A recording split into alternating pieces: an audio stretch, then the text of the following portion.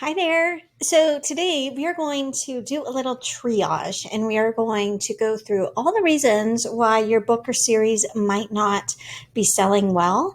I did decide to put these in the order in which I think they're most important. I'm sure some experts will take slight difference, like is the cover more important or the blurb or so on. But basically, I want to give you the rundown of the top reasons why your book isn't selling and how to ask yourself the right kind of questions to know, okay, well, is it your cover or is it the genre or things like that?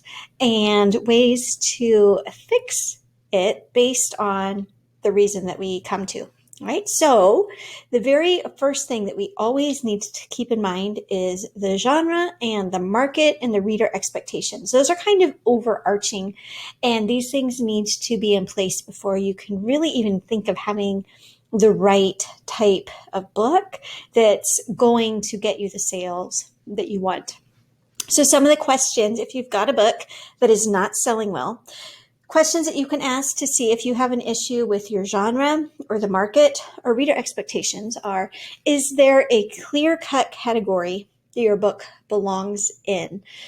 Another way to phrase that would be, are you trying to span too many genres? Do you have an Amish cyberpunk romance set on Mars? That might be a little bit too left field to really market, but who knows, right? Like there was an entire year where there was like steamy dinosaur romance was topping some of the charts. And that, I mean, it was tongue in cheek, but don't tell yourself right away there's not a genre or a market for it. But that's the first and probably the most important question to at least start with.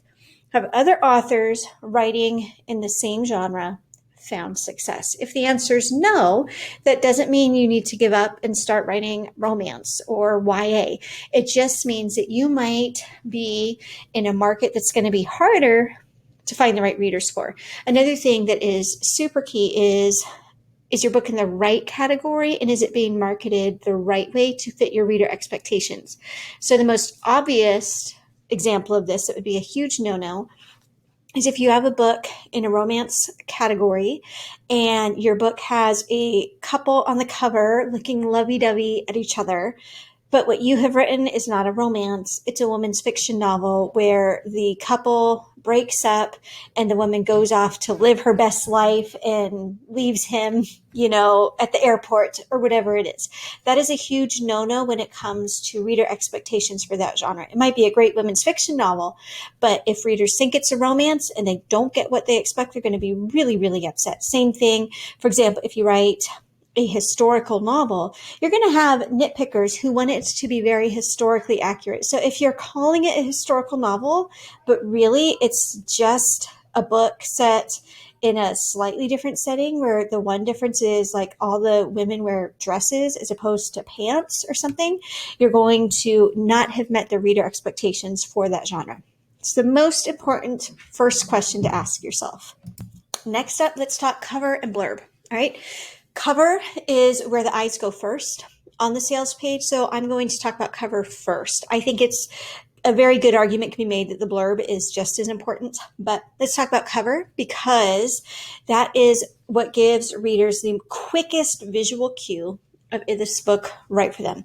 The best way to see if your cover fits is to go to the Amazon Top 100 in your genre. You can even just Google it, right? So Amazon Top 100 in historical romance or whatever your genre is, and just take a really quick look at all the covers. And the question you want to ask yourself is, would my cover fit in here without sticking out? Does your cover look like at least 80% of the other covers on that page? That's the best way to tell at a quick glance, is your cover hitting the right market trends? The other few things that you want to really pay attention to with your cover is, does it look good in thumbnail? Because if you're doing anything with Amazon ads, or even if you aren't doing Amazon ads, the also bots, those appear really, really small, especially if someone's looking on a phone or a Kindle. So you want it to look great in thumbnail. And you want it to even look good in grayscale because some people are reading on Kindles that don't have color. So you could have written the most literally masterful book that's been written this decade. You could write the most exciting book that's been written this year. But if your cover looks really unprofessional, or if your cover conveys a different tone than your book, then that is a very good reason for why you might not be seeing the sales that you hoped for. Next up, let's talk blurbs. That is the description of your book. We talk about blurbs a decent amount on the Successful Writer podcast. We have an interview with Brian Meeks about blurb mistakes. We have some solo episodes about like what to look for in a great blurb, what to not include in your blurb. So real quick recap of some of those. You want it to be easily skimmable. You don't want it to be confusing at all. You want to end with a call to action. You want to include some genre trigger words. So what you do there is you think about how your ideal reader would describe your book to try to convince someone else to read it. And you would include that there. You don't want to just do a plot synopsis. You don't want to do an info dump. You want to give a hook and a teaser to get people to really want to click that buy now button, which is another reason why we end with real strong call to action. So that's kind of the super quick things to look for in your blurb. But like I said, we have a lot of resources on the show for diving deeper if you need some deeper help. And there's also a course on writing killer blurbs and just improving your sales page overall. This goes into things like formatting your blurbs so that you can have like bold and headings and all the components of a great blurb. It's a short mini course, not super expensive. That's at courses.alanaterry.com/blurbs. If you're interested in taking a real deep dive, it also has a lot of real life examples from a lot of different genres there. So we covered covers, we covered blurbs. Reviews are important, but they're not going to totally make or break unless you're an anomaly and have like just as many bad reviews as good reviews, or more bad reviews than good reviews. If your review average is like 3 stars or lower, okay, then the reviews are going to hurt you. Sometimes even like it would be better to have 10 reviews and 2 of them be 3 and 4 star than to have 10 reviews and all of them be 5 stars, because then it feels like all you've done is given your book to like your grandma and your aunts and your uncles and your cousins and asked them all to leave you great reviews. So don't feel bad about like okay reviews in the 3s and 4s. There's not a magic number of average. Like if your average is 4.0 or higher, you really don't have a ton to worry about. What you can do is look through the negative reviews, or if you don't like looking at it yourself, what I do, if I notice that my review average seems to have gone down, I will ask my assistant or my husband or my best friend. I'll say, hey, can you take a look at my reviews and see of all the bad reviews if there are any recurring comments that keep coming up. That's one way that you can improve. But reviews are not, like I said, in most cases going to make or break whether someone buys your book. The times that reviews could be really hurtful is if a bunch of them are saying like, this book didn't end, it was a total cliffhanger, or this book has terrible editing. And if your review is getting into like the 3 stars or so, those are some things to kind of consider. But let's say you've got a good cover, a good blurb, and you've got 12 reviews with a 4.1 average. It's probably not the reviews that are keeping you from making the sales you want. There are probably other things. So some people put a ton of stock into reviews, and they won't run ads until they have a certain number of reviews or things like that. I don't think that's necessary. Reviews can come from sales, and it's harder to get reviews if you haven't sold any copies of your book. So I would not, in most cases, recommend holding off on marketing until you get a certain number of reviews. But there are some certain instances where the wrong kind of review, and a lot of them, yes, that might be the reason why your books aren't selling. But in general, unless it's one of those cases where there are major story complaints by a lot of people, like this book didn't end, or if there are lots of complaints about typos and things, if those aren't happening, then probably you don't need to worry too much about the reviews themselves being the primary reason you aren't selling. Next up, we want to look at your editing. Like I said, if you've got a lot of reviews that are complaining about typos, that is a big problem. And basically, the best you can do is pay somebody to edit your work, give it another proofread, upload the new file. And then sadly, the reviews complaining about your typos, they're going to stay there, but hopefully you can just get enough good reviews to kind of cover those up. Some people, what they will do is they'll put in the description somewhere, hopefully in a way that isn't like flashing neon lights, but just a way that's kind of subtle. You know, this is the second edition and has been fully edited. You can do that for sure.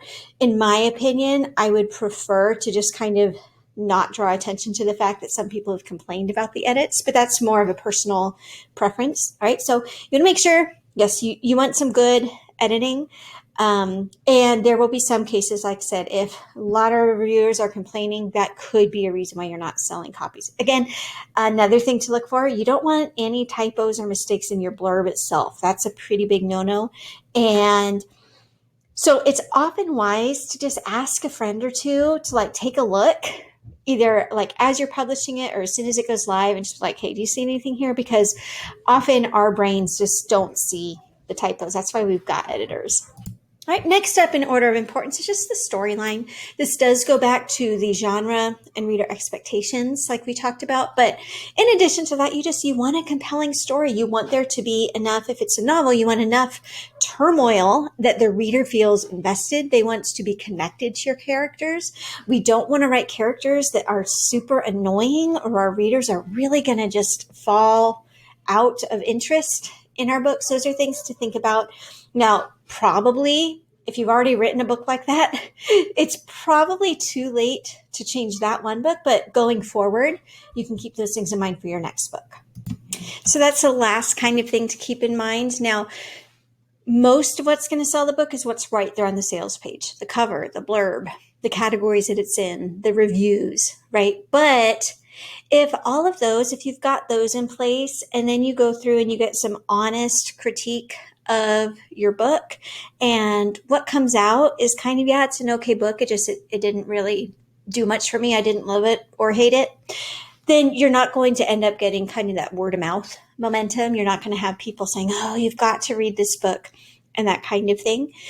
So those are kind of the order of what to look at when you're not selling well. And then if you've got all of those things in place, the last thing you need to ask yourself is just, what are you doing to get visibility, right? So if you've got a good cover, a good blurb, some good reviews, and your story is strong with strong editing that meets reader expectations and fits the genre, then you might not be getting sales just because people aren't getting to your sales page. There's no magic button that you push that makes people find your sales page. And so this would be the time where after you've done the assessment of your sales page, your story, your review, all of these things, if nothing jumps out that drastically needs to be changed, or maybe you do even change a couple things, but it doesn't make a difference, like you update your cover and you still aren't seeing sales, the next question to ask yourself is, what are you doing to get visibility? Because it might not be any of those things that we just mentioned. It might just be that people are never getting to your sales page in the first place. And that's where things like running some Amazon ads or Facebook ads or growing your newsletter list, that's where all of the marketing things that we talk about a lot come in. I've got a lot of marketing courses if you're interested at courses.alanaterry.com. If you need a place to start, I tend to recommend in most cases that if you're very, very brand new to ads and don't know where to start, I recommend Amazon ads. It's a less intimidating platform than Facebook ads. And the other nice thing about Amazon ads is it's all right there on Amazon. So with Facebook ads, for example, or BookBub ads, what happens is a reader clicks on the ad somewhere else and then gets taken to Amazon. But if you're doing Amazon ads, people are already looking for books on Amazon. So that would be a decent place to start if you have no idea where to go from there. But before you start with ads, I do recommend you take your book through those triage questions that we talked about, and maybe even get some honest assessment from other authors with maybe a little more experience or things like that. They might be able to point out things that you have missed doing that triage for your book. So I hope that this leaves you with a really good next action step for you. Maybe that means updating your cover. Maybe it means checking out your blurb. Maybe it means checking out some of the courses or material that are out there that will help you learn how to do some ads or marketing. Whatever your next step is, I hope that it goes really well for you and takes your book sales to that next level of success.